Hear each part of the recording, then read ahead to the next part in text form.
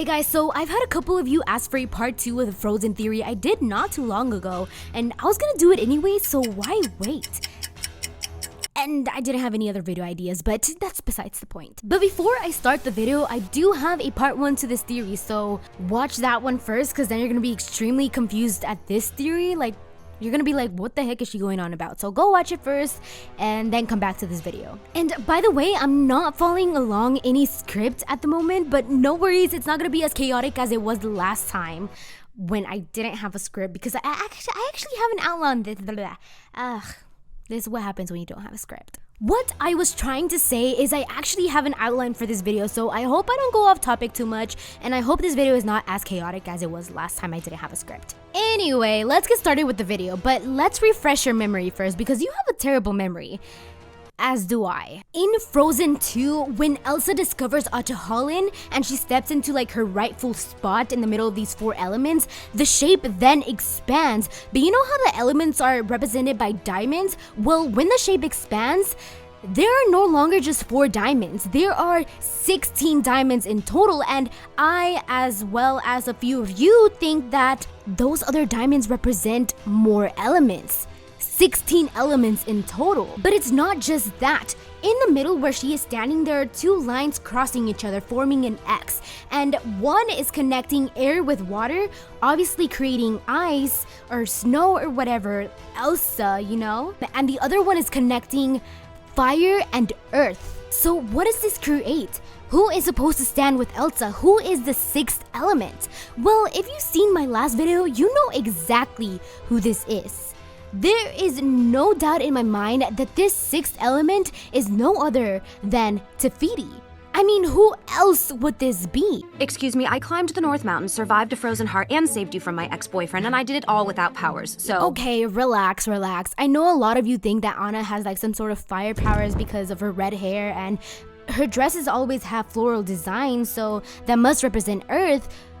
But in the movie Moana, and this is something I didn't even realize when I first created the first part of this theory, is in Moana, Moana's grandmother refers to Te Fiti, or at least the evil version of Te Fiti, as the demon of fire and earth. A demon of earth and fire. So that just proves it. But that doesn't mean I'm ruling out Anna from this figure just yet, but that's later on in the video, so stay tuned. But that leaves the question.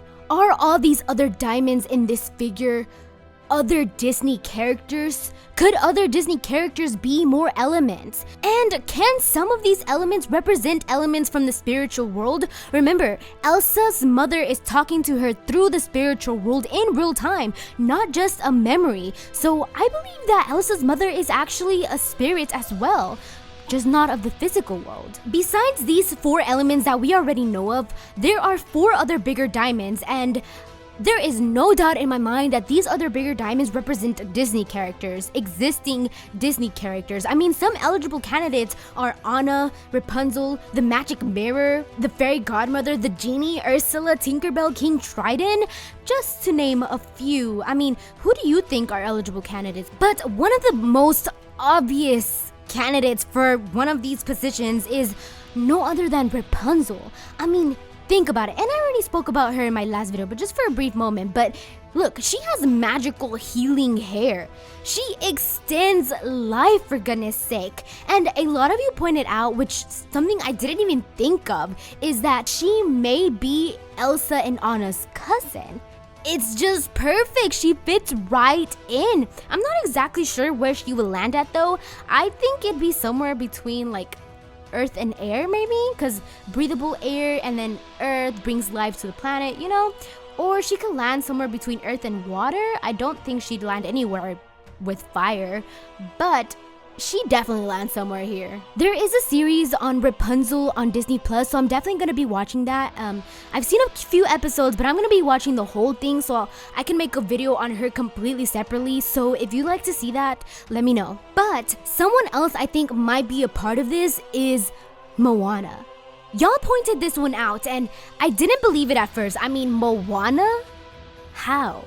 But I put some more thought into it, and Moana does definitely seem to fit in. I mean, earth than water, anyone? And the more I thought about it, Moana's story seemed a lot like Elsa's story. I mean, Elsa was the chosen one. Well, so was Moana. And that's kind of about it, to be honest. That's what all the clues were leading me towards, that Moana's story is a lot like Elsa's story, but then I realized no. Their story is not alike at all, maybe a little bit, but barely. Her story is a lot more like Elsa's mom's story. Elsa's mother is sort of like the chosen one as well. Whenever she was a little girl, even though everybody was at war, even the elements with the humans, Elsa's mother was the only one that connected with the wind spirit, and the wind spirit helped her out. Similar to Moana.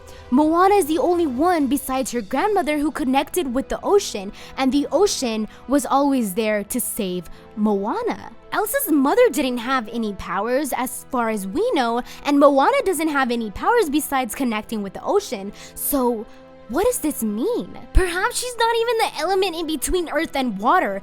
What if she's... I know you're gonna hate me for interrupting that, but let's see what's going on with Moana's grandmother, because she has a lot going on. Moana's grandmother has the same connection to the ocean as Moana does. So what if they are the same thing? What if Moana's grandmother is an element as well, but Moana's grandmother passes away and she becomes a manta ray? But not just any typical manta ray. I don't want to say that word because I feel like I'm saying it wrong and you're just gonna make fun of me because I'm pronouncing that word wrong. Hopefully I'm saying it correctly. Anyway, she's not any typical one of those. She passed on, so she's dead. She's like a spirit thing. Oh my god, can't she be? Doesn't that remind you of somebody? Doesn't that remind you of Elsa's mom? Elsa's mother passed away, and although she passed away, she was still able to talk to Elsa through Attribution. Even though she's in the spiritual world, she can still give her like some sort of advice. Just like Moana's grandmother. She is a part of the spiritual world. She is an element of the spiritual world. So what does this make Moana? If she and Moana are basically the same thing, is Moana part of the spiritual world as well?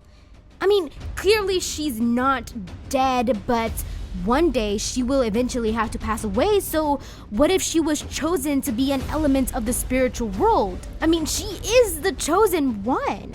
The ocean protects her just as the wind spirit protected Elsa's mother. Obviously, she isn't one yet, but she will be, if I'm right. But I can't conclude this video without talking about Anna, because a lot of you brought this up, and a lot of you think that Anna is actually the sixth spirit and not Tefini, because Elsa says, Actually, a bridge has two sides, and Mother had two daughters. But I just can't believe it because Moana's grandmother says, A demon of earth and fire. But then again, in the beginning of the first Frozen movie, when Elsa hits Anna in the head and like knocks her unconscious, the troll says, I recommend we remove all magic, even memories of magic. Let's take all magic away? What does that mean? Does that mean she has magic herself? Like, at first I thought it was like memories of magic because he says that right after, but why would he say that right after if that's what he meant in the first place? And he obviously didn't take Elsa's powers away. Why didn't he take Elsa's powers away? I mean, that would have probably been not great, but he apparently took Anna's powers away. But I don't know, let's not jump to conclusions here. Maybe Anna was supposed to be another element, but then the troll took it away. Or maybe she doesn't have her powers yet. Maybe she will discover her powers once she reaches the spiritual world, just like her mother and just like Moana's grandmother. I mean, you guys are right. Why would they only bless their first child with being the fifth spirit? Why wouldn't they bless both of them with that power? It just doesn't make any sense unless they actually did. Also, in my last video, I told you how one of the directors of the movie doubled down on the theory that their parents got stranded in an island and had a child, that child being Tarzan, and so that theory was no good, but some of y'all brought it to my attention that who cares what they say? They are theories for a reason. People can interpret art in however they'd like. In the viewer's eyes, maybe Tarzan is their child, so then That would mean, is Tarzan an element as well? But that's a video for another day. We're not even half finished with this diagram. We still have a lot to go into and a lot of characters to delve into, so let me know if you enjoy these Frozen theories, so I can create more and expand on the universe. If I love you and you love me, let's plant a seed, watch it grow into a tree, baby. Why don't we grow some next